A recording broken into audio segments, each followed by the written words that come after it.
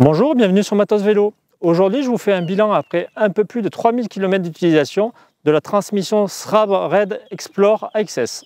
La transmission SRAM Red Explore AXS, c'est le pendant gravel de la transmission route que l'on connaît désormais, SRAM Red, désormais décliné en SRAM Force et SRAM Rival. Alors, quelle différence avec la transmission SRAM Red Route? La transmission SRAM Red Explore AXS est exclusivement fournie en monoplateau et surtout avec une cassette 13 vitesses pour pouvoir passer un peu partout en gravel et donc avec le monoplateau comme ça se fait maintenant beaucoup en gravel.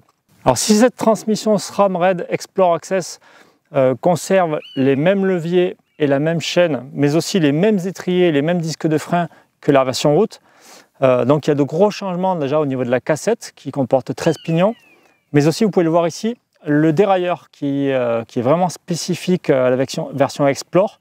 Alors déjà pour pouvoir supporter les écarts de dents entre le petit pignon de 10 et le grand pignon de 46 dents.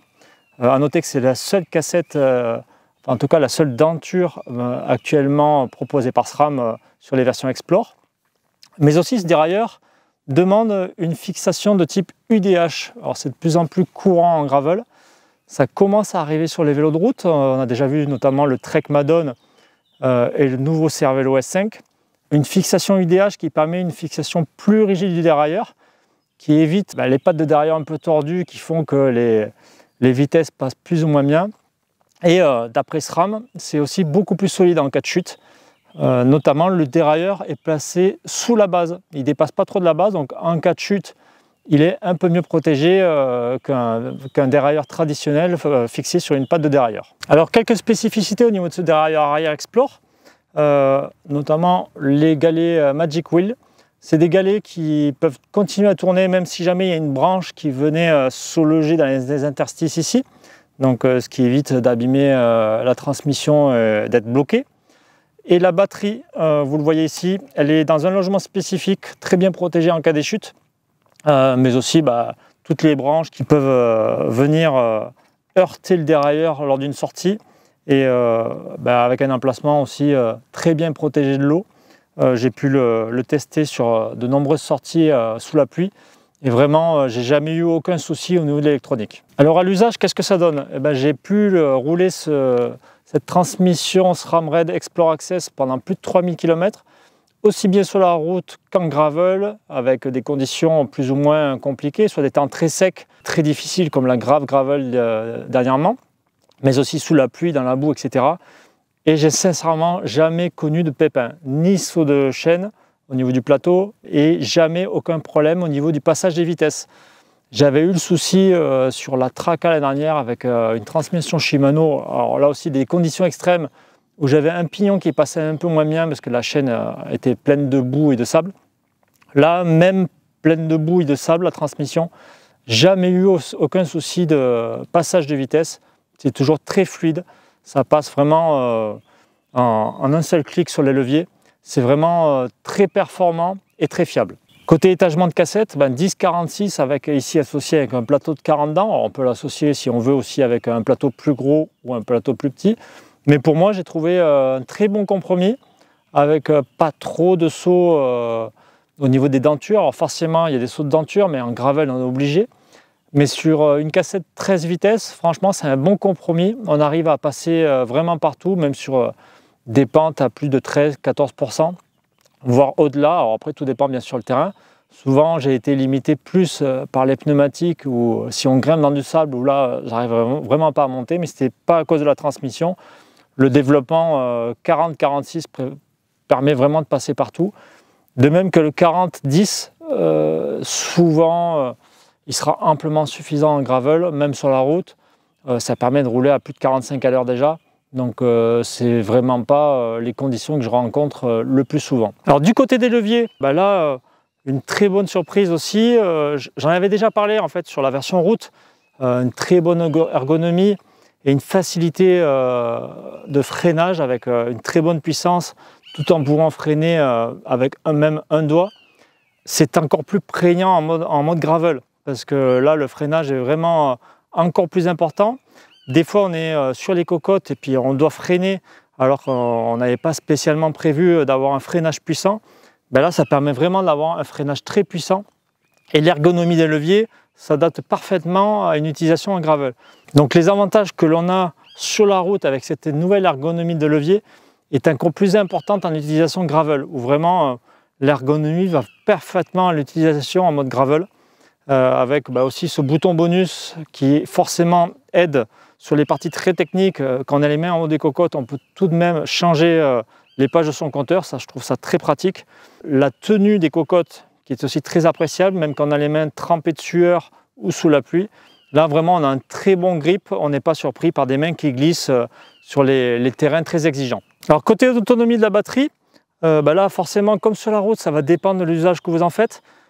Forcément on se sert beaucoup plus de la batterie du dérailleur-arrière que sur un vélo de route où on a deux plateaux. Là il n'y a pas deux plateaux donc forcément on change plus. En général j'ai dû recharger tous les 600 km à peu près, donc une très bonne durée de vie. Ça permettra largement de couvrir plus d'une semaine d'utilisation gravel assez soutenue.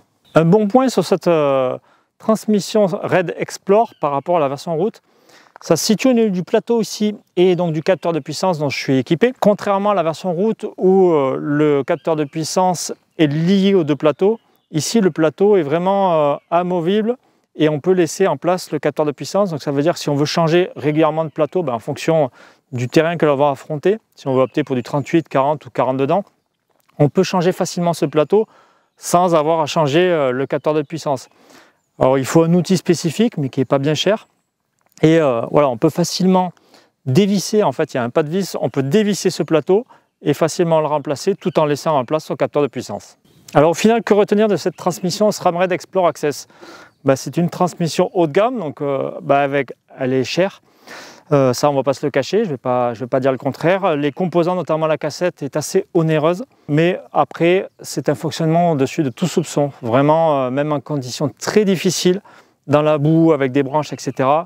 J'ai jamais connu de pépin au niveau des passages de vitesse. C'est vraiment toujours précis, on appuie sur le bouton, on sait que ça passe. Là-dessus c'est vraiment un excellent point.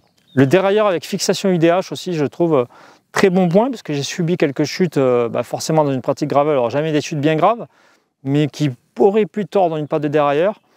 Là, forcément pas de patte de derrière, il n'y a rien qui s'est tordu, le dérailleur n'est quasiment pas marqué, et voilà, c'est pas tordu, ça passe toujours vraiment impeccable.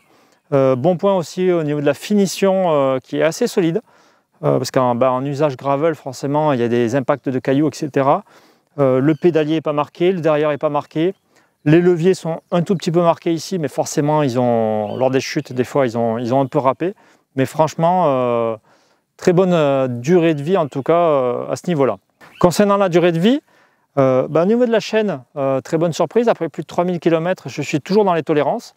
Alors qu'en gravel, la transmission est soumise à rude épreuve, avec parfois du sable, parfois de la boue. Alors c'est vrai que je le nettoyais après chaque condition difficile, et je relubrifiais, mais ça n'a pas bougé. La cassette et les plateaux aussi ne sont pas marqués. Donc très bonne nouvelle de ce côté-là. Les composants sont assez chers, mais très solides. Et l'excellent point, j'y reviens dessus, mais c'est les leviers qui font merveille sur la route, mais aussi en gravel, avec une super ergonomie. Et surtout, un feeling au niveau du freinage qui rend le freinage très facile. Et c'était encore plus efficace en gravel où il faut vraiment doser des fois son freinage au millimètre. Et parfois, on a les mains pas spécialement dans la bonne position. Et là, même avec un doigt, on obtient vraiment une bonne puissance de freinage, mais aussi un bon dosage. Alors, une transmission, certes très chère, qui fonctionne très bien, mais la bonne nouvelle, c'est que récemment, SRAM a décliné le SRAM Force et le SRAM Rival en version Explore. Donc, c'est quasiment les mêmes composants que sur ce SRAM Red, avec bien sûr quelques différences au niveau des matériaux employés, un peu moins de carbone, un peu moins de titane, etc. Mais voilà, c'est le même fonctionnement, les mêmes technologies, notamment au niveau des leviers, le dérailleur UDH aussi. Donc, et toujours une cassette 13 vitesses qui sera aussi un peu moins onéreuse.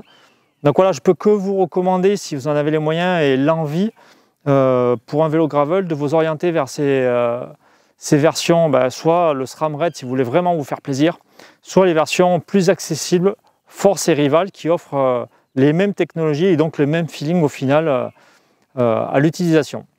Voilà, j'espère que cette vidéo vous aura plu et je vous donne rendez-vous prochainement pour d'autres vidéos concernant les tests de matériel. Merci, au revoir.